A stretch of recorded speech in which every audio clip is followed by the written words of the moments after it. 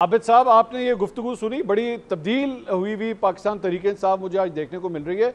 मैं इस तरह के बयानात नहीं एक्सपेक्ट कर रहा था। मुझे बड़ा एक पॉजिटिव किस्म का इमेज पाकिस्तान तहरीक इंसाफ की तरफ से आ रहा है। आबिद साहब, ये आपके लिए एक अच्छी खबर होनी चाहिए।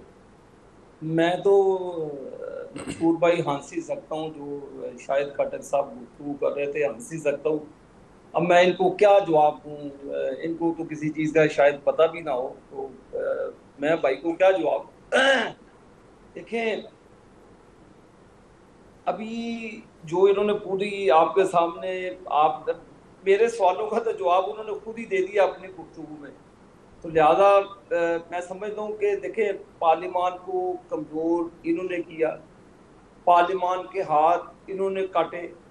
पार्लियामान में मेजर साहब एक वो आते थे जो इनको पूरा वो हाउस चलाते थे और वो एजेंडा बनाते थे, सारी चीज इन्होंने हैंड ओवर की। पूरी इन्होंने सत्यानाश मार दिया मुल्क का भी और पॉलिटिकल पार्टीज का भी, और बद तहजीबी का कल्चर भी प्रमोट किया।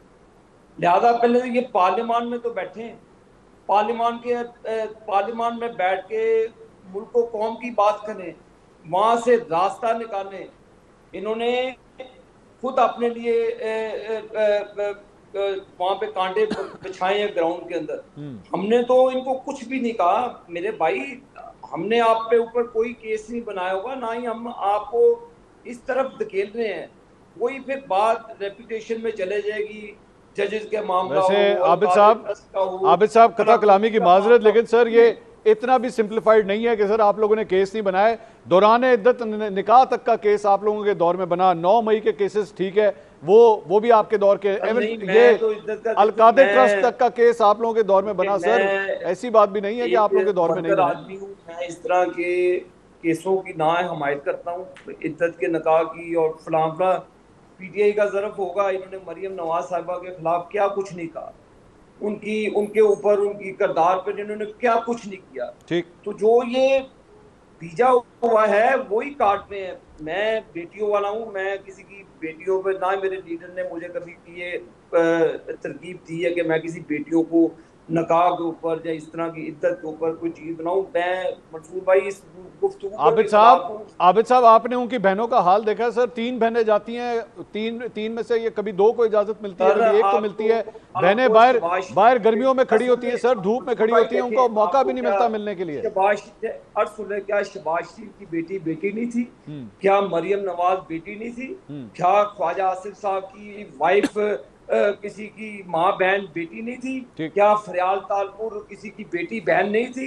क्या आपने जिस तरह तस्लील करके पार्लियामेंट लॉजिस से बंदों को पकड़ के लेकर गए, वो आप भूल गए उस चीजों को? मंसूर भाई ये ऐसे ना करें नहीं तो प्लीज। सर, आप मैं तो आबिद देखें, साहब आपको यही अर्ज बता रहा लगी हूं लगी है। कि ये सिलसिला खत्म होना चाहिए। मैं तो सर ये कह रहा हूं आपसे बार बार। आपने मुझे 80 साल खातून का हवाला दिया।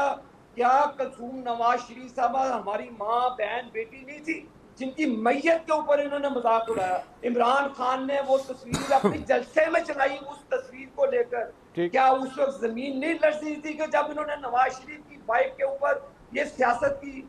ये बात हमसे नहीं करें कि ठीक। ये चीजें इन्होंने की। इन्होंने तो हमारे साथ हर वो काम किया। हमने इनकी बेटियों को, अलीमा बाजी को, हमने तो किसी खातून को नहीं घसीटा। हम ना, मैं इन चीजों के हक में नहीं हूँ। ठीक। लिहाजा ये पीटीआई का किरदार रहा है, इसको इनसे कौम से माफी मांगनी चाहिए इस चीजों पर कि इन्होंने सियासत को नीलाम कर दिया, इन्होंने पार्लियामान को कमजोर कर दिया, ठीक। इन्होंने सियासतदानों को एक गाली बना दिया। अब ये किस चीज का रोना रोते? मुझे अब इजाजत भुगते हैं दीजिए सर। अपनी चीज को। हमने, हमारा तो इन चीजों से मंसूर भाई वास्ता नहीं है, ये भुगते